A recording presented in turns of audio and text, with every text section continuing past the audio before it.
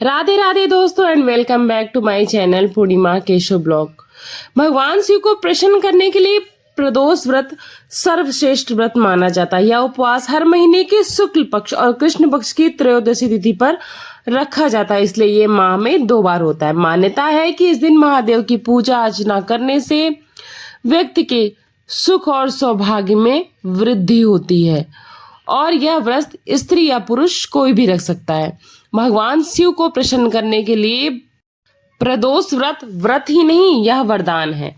यह उपवास हर महीने के 2 तिथि पर रखा जाता है, यानी कि तिथि एक होती है त्रयोदशी, कृष्ण पक्ष और शुक्ल पक्ष दोनों पक्षों में रखा जाता है। मान्यता यह है कि इस दिन महादेव की पूजा अर्चना करने से महिलाओं के वैवाहिक जीवन में और सभी के सुख सौभाग्य में वृद्धि मिलती है और विशेष आशीर्वाद भी मिलता है। धार्मिक ग्रंथों के मुताबिक प्रदोष व्रत के प्रभाव से मनुष्य के सभी पाप धुल जाते हैं और उसे शिव जी की असीम कृपा मिलती है। इस दिन केवल भोलेनाथ को कच्चा दूध चढ़ाने से भी सभी प्रकार की इच्छाएं पूर्ण होती हैं।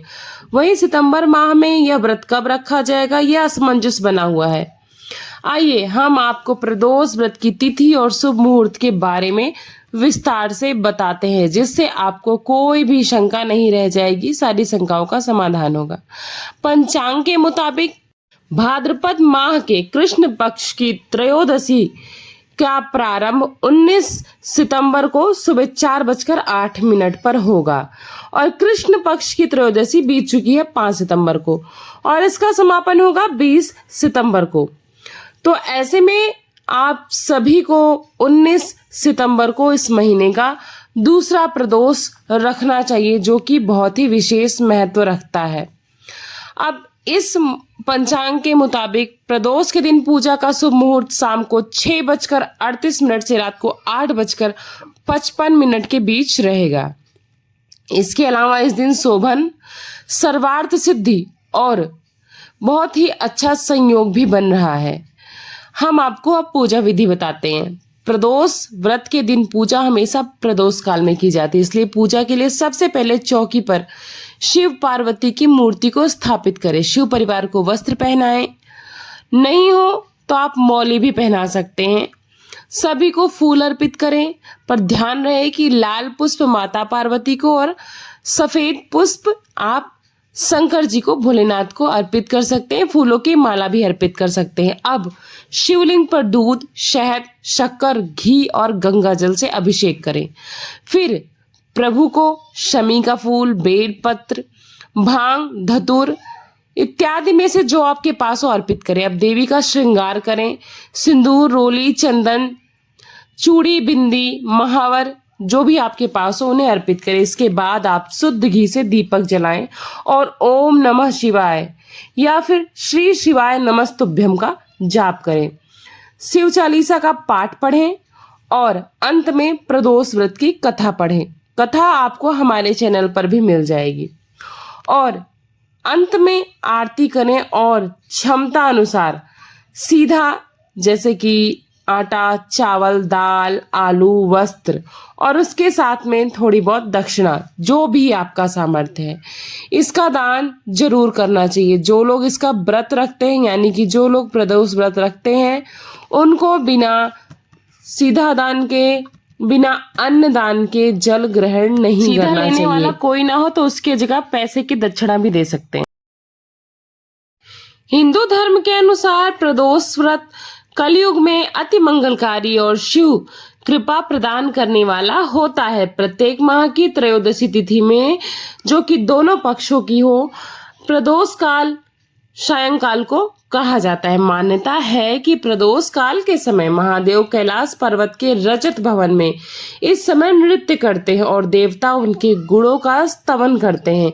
शिव जी को प्रदोष, श्रावण मास तथा महाशिवरात्रि तीनों ही अति प्रिय है और वो इस प्रदोष व्रत को शिवरात्रि की ही संज्ञा में रखते हैं।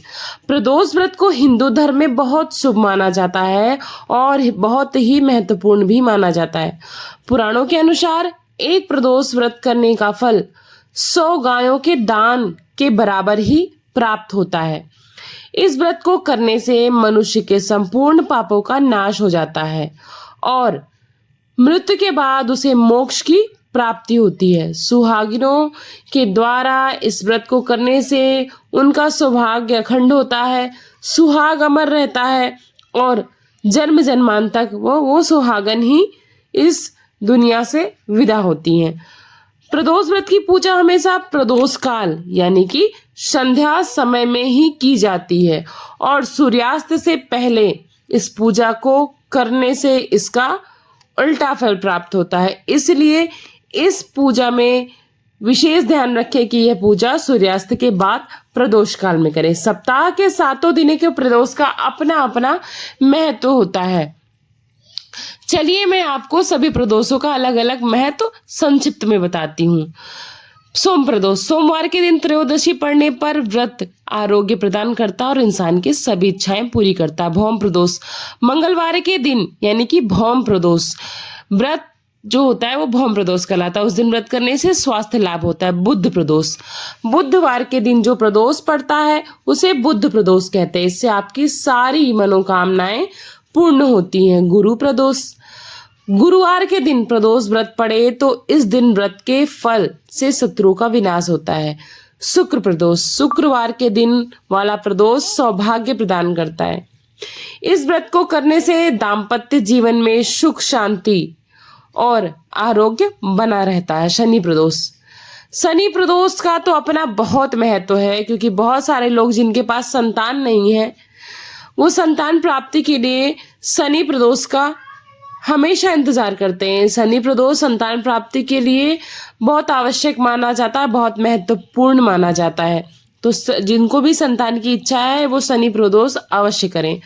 रवि प्रदोष, रविवार के दिन होने वाले प्रदोष से व्रत करने वालों की आयु में वृद्धि होती है या फिर वो जिनके लिए दीर्घायु का वरदान मांगते हैं उनको दीर्घायु का वरदान जरूर मिलता है। प्रदोष व्रत या तो निर्जला रखा जाता है, परंतु अगर ये संभव नहीं हो तो पूरे दिन सामर्थ्य अनुसार या तो कुछ खाएं जिसमें तामसिक भोजन ना हो या तो आप फलाहार कर सकते हैं। लेकिन अगर संभव है तो ये व्रत आपको निर्जला रखें, इससे आपको अति फल की प्राप्ति होती है। प्रदोष काल में शिव जी की पूजा करने के बाद ही भोजन यानी कि फलाहार अन्न नहीं ग्रहण करें। ध्यान रखें प्रदोष व्रत में लाल मिर्च, अन्न, चावल और सादा नमक बिल्कुल वर्जित है। आप चाहें तो फलहारी नमक जिसको हम सेंधा नमक भी कहते हैं इसे खा सकते हैं। इस समय आपको कुछ नहीं खाना है, परंतु शारीरिक रूप से कमजोर व्यक्ति हैं वो फलाहार ले सकते हैं और अगर नमक त्यागते हैं तो अति उत्तम है क्योंकि शंकर जी के व्रत में नमक नहीं खाया जाता है। प्रदोष व्रत को 11 या फिर 26 त्रयोदशियों के साथ रखने के बाद ही उद्यापन करना चाहिए।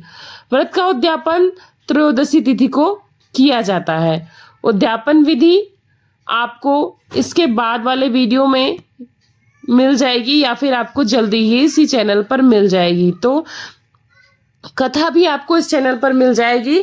इस बार का व्रत बहुत महत्वपूर्ण है क्योंकि ये सौभाग्य में अखंड सौभाग्य लाने वाला है, वृद्धि करने वाला है। तो आप सभी ध्यान रखिएगा कि आपसे ये वीडियो मिस ना होने पाए। अगर आप व्रत नहीं रहते हैं तो कथा का श्रवण अवश्य करें या तो आप पढ़ भी सकते हैं, आपकी स्वेच्छा है। अगर आप कथा का श्रवण करना चाहते हैं तो चैनल को सब्सक्राइब कर लीजिएगा अगर आप चैनल पर पहली बार आए, नहीं तो वीडियो को लाइक कर दीजिएगा और हाँ बेल आइकन प्रेस करना मत भूलिएगा। बहुत सारे लोग बेल आइकन नहीं प्रेस करते तो उनको समय पर वीडियो नहीं मिल पाती। वीडियो अच्छी लगी हो तो लाइक, सब्सक्राइब एंड शेयर करिएगा।